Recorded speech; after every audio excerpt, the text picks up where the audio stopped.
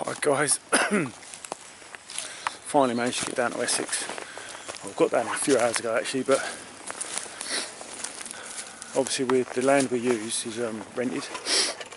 We've got our own section of woods and the use of all the woods when there's no activities going on and the rest of it, but the mate Rich drove all the way over, 45-minute drive, realised he's forgot the key to the gate, so he had to drive back home again to go and get it. So we've got in, and I've not been here, it turns out I've not been here for 13 months. So what I'll do is I'll pan round and I'll just show you a little bit.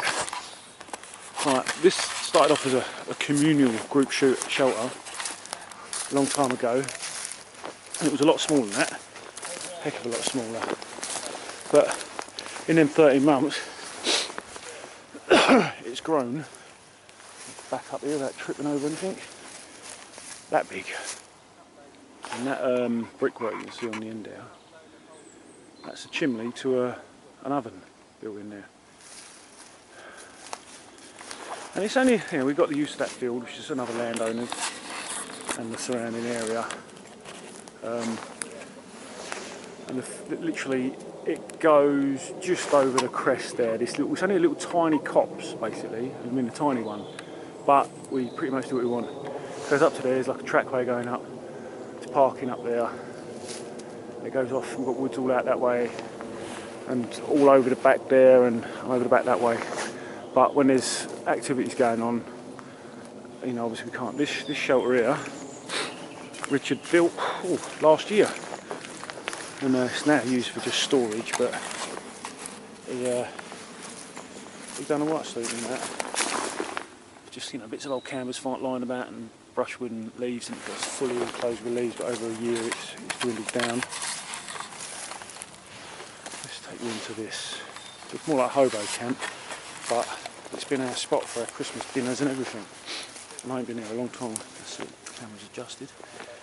Right, whoever sits there, it's going to get wet. Bit of a hole there, but that's nothing. Got a fireplace. They brought all this in since I was last here. Like a work surface now. A smoker. Another oil drum.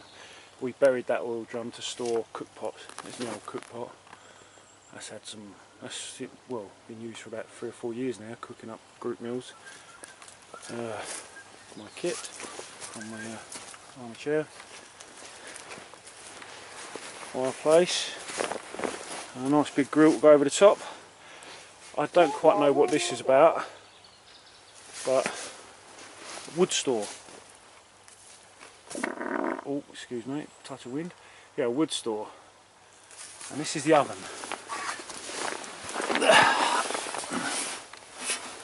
I just realised what that lid is. Let's take this pin out. Oh no, it ain't. I thought it was an old toilet.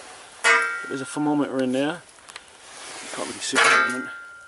The grate, just there. The fire goes underneath.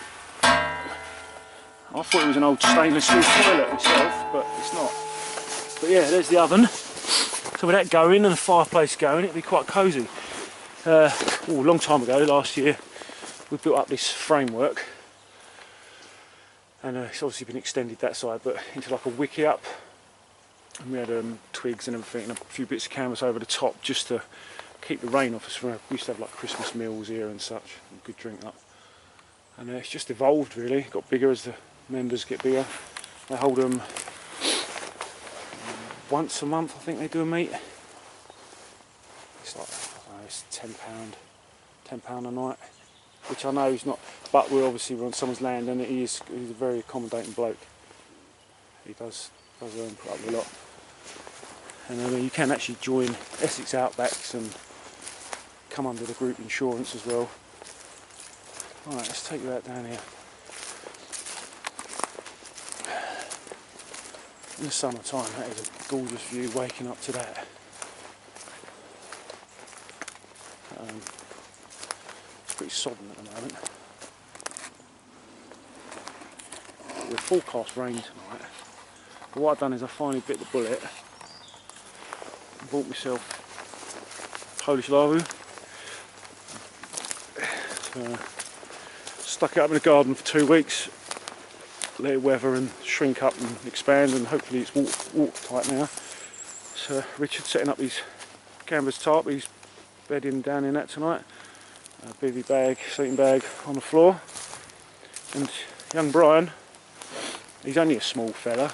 Look at the size of his sleeping bag. No, he's sleeping in this kip bedroll. Let's see, I can't remember what it's called now. He's gone for the black Lagu. He's done the old mods with a paracord on the bottom and an eyelet at the top. Yes, it has got an eyelet in the top, so yes, it can bead rain down inside, but that's easily sealed up. And there's just a little crab on there, off to one tree, off to another tree, so he's got lots of room inside. Yeah, plenty of room. Being I've only just got mine, this is the first time it's going to be slept in, so I've got them new off the Tinterweb, and obviously set up in the garden for a couple of weeks, and it seems to work. This is my kit, my Vulcan 2. I'm cheating this weekend, it's only a meat, it's not pretty much anything else. I've got my Peak 1, I bought my basher as well in that camo bag. That's just a first aid kit. Yeah, I've got my basher in there, because there's something I want to show you. It's the issue basher, and the way I do it in my military kit, I want to show you. I've done also replicate that in also my bushcraft prepping, whatever you want to call it, kit. And I want to show you the reasons behind why I've done that and how effective it is. What I'll probably end up doing is putting it up to show you, and then taking it down and making a porch for this. We're supposed to be getting a downpour. Right, this is my setup. Front's opened up. Got an IPK laid out in there. Multi-mat. Just left that to inflate with the valve open. Give it 20 minutes or so. I've got a stretch pillow because I am getting old. Pea bottle. I heard you laugh. And that. 5 litres of water. Plus the 2 litres in the kit, 7 litres of water. So that is about it. So what I'll do is get set up. It's about the flattest bit in here along the bottom here. Get this set up, all my kit squared away, get a fire going, and see if I bring you back a bit later. Right, later on people. Right guys, back again. Just want to quickly show you something. Before the light goes, it's nearly 5:15. Right, got a handful of bungees, enough for a basher. Got an old Gore-Tex homemade bag. I'll keep my basher kit in, so when it's wet, right, basher,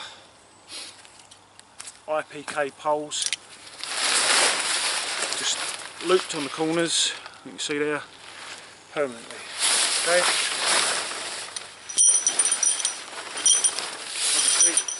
Middle of the basher, so I've got to keep looking, make sure I get it all in. We'll put it through the eyelets. Yeah. That way you know it's good and strong. Okay. It's alright when you've got 2 relatively even spaced trees. Is it going to get in the shot? It says adjust. Right, obviously how tactical you want to go depends on how high or low it is. Right, down one side. But you know what, I spent ages putting this away so that I could just get this out, bosh, done. No faffing, no untangling. What have I just done in the last 5 minutes? Tangled it up. Right. These attached, you don't lose your pegs, you've always got them. Okay. Some people know what I'm talking about, especially those who've been in the army or reserves or whatever. Not exactly the best place to do it, but that'll do. Bosh, done.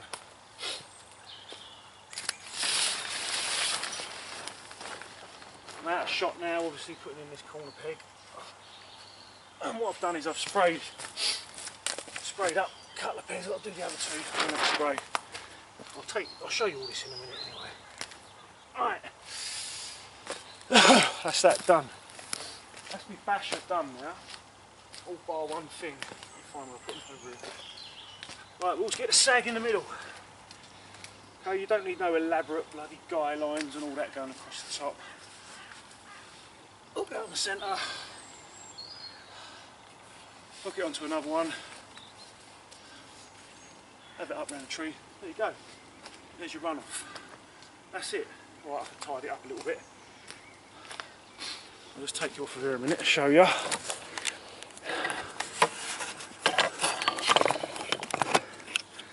Right, here we go. And in there. Okay. Nice and long, so they go in the ground no matter what the conditions. And you get nice 360 vision. Obviously in a non-tactical situation you can bring these ends up, okay, both sides or one side, whatever you want, but it gives you more visibility. You can sit up, I mean at the moment I can sit up under there. I've used it on exercise. I can sit up under there, do my admin, still pretty low profile, you know, you sling a cabinet over the top, whatever. And the same with the bungees, just centre loop, okay, done, join it on that one around the tree.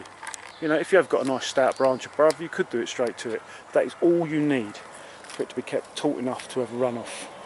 I've been in all sorts of weathers like that, no problems at all. That's just a quick one. That's just the way I like to do it. And that way, as if I do have to pack up in the dark, whenever, I'm not losing pegs. Okay, and then if you want to use it for a higher, you know, like a higher porch or whatever, you're not using these pegs, you can tie it out from the corners using paracord, whatever, or just put extensions on them, whatever. You can have these little bits hanging down, but it's no great shakes. So just thought I'd pass that tip on. Right, sun's setting. I don't know whether to turn this into a lean-to for me lavu or just pack it away and get brew on. Got a nice drop of single malt to go in there. I think I'll have a chocolate orange with single malt. Anyway, I'll catch you later, guys. Oh, that sun's just setting in the distance. Very nice.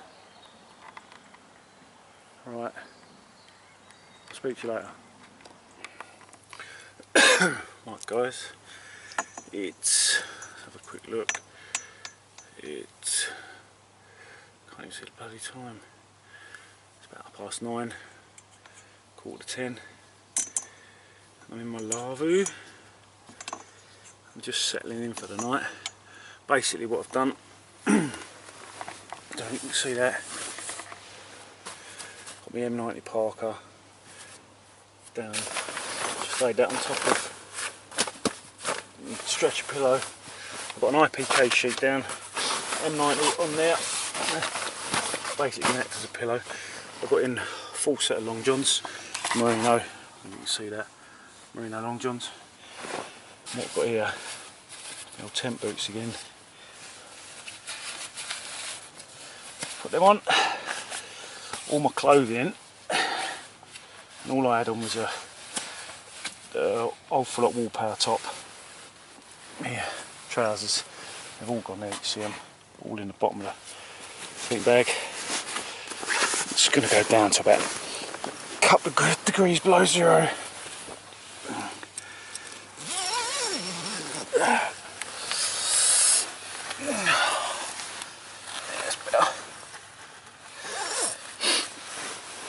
Got me EDC bag here, and a candle lantern, mid torch just hanging from the other loop. What I'm going to do tonight, watch a bit of a program or put on iPlayer and just to unwind and then relax. And yeah, I'm 6'1". You can see the headroom. You can see down there. I'll just position myself round a bit. I've got plenty of room. Got my kit in here. I've got a petrol, my pea bottle, which I'm got here in a minute. Tripod, my boots and my water. That's me sorted for the night. So I'm gonna watch a bit of telly, chillax, and then I'll bring you back in the morning. Stay safe, everyone. I'll see you in the morning.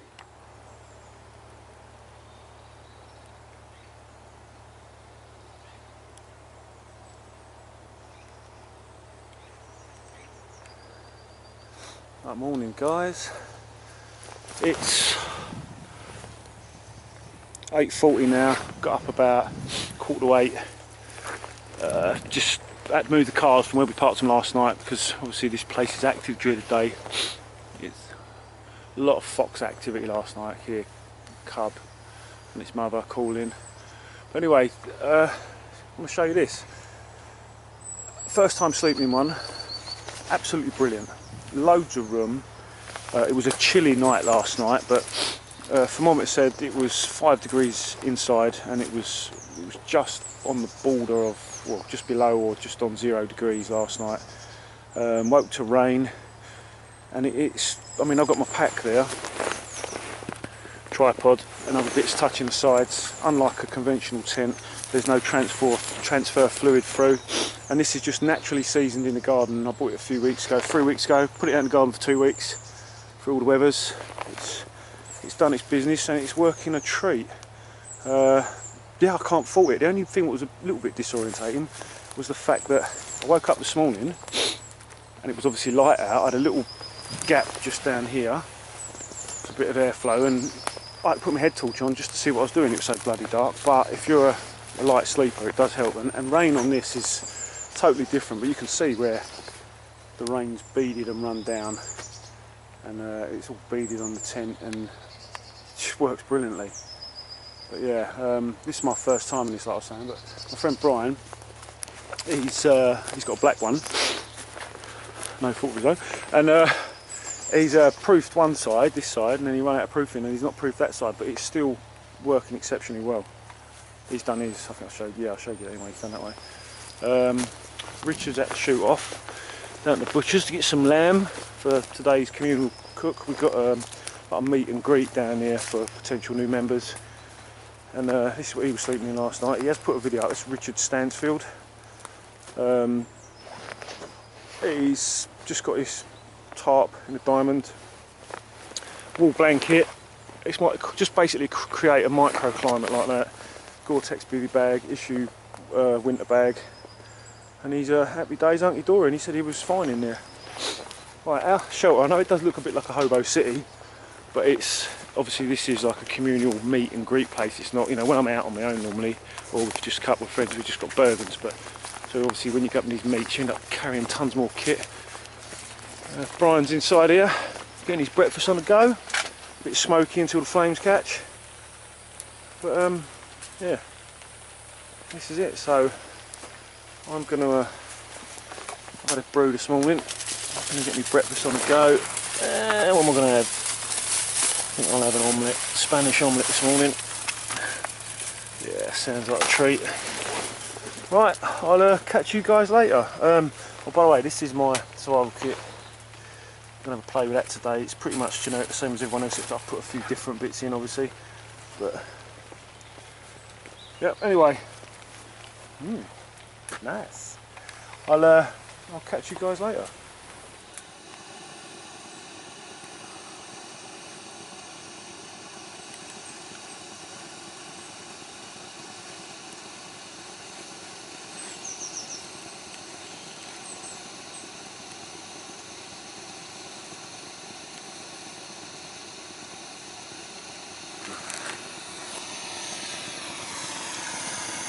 Right, morning all. It's Sunday morning, 7:15. It was a chilly night again, but it was nice and warm. I went for the full softy suit. Just move this out of the way. So, boots, full works, but did get wet hood. Absolutely hay. And I woke up yesterday, chucked it down and that didn't get no water, all this water in here. Where the bloody hell does that come from? Open the tent up. It's because we've had a frost last night. Oh, let me just get on feet.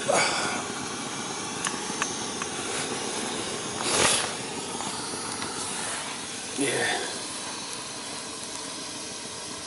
I've got the old big one on the go. Brought out this weekend. It lives in a boot car anyway. We'll use that. Faffing about with meths and all that. That's kind of instant heat when you need it. I mean, one tank that was full and that's, you know, work all weekend. It'll dry it out a little. But yeah, not too bad. Just better to see something. Yeah, not too bad. Brew. Coffee on the go. Yeah, it's funny, I opened up the flat while I was brewing that up. And a squirrel walked straight past. It's typical. I've got my rifle there next to me and it slipped, but suddenly we're not going to do nothing there. Yeah. Might waterproof it, but that'll make the condensation even worse. You see. Not too bad, I'm quite impressed with it. Not bad at all. Low footprint. Plenty of room for me and my kit.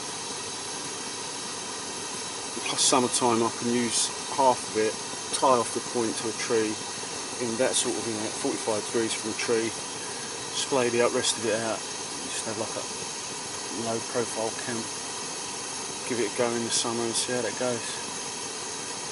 Right, well I'm going to crack on, get on with my brew.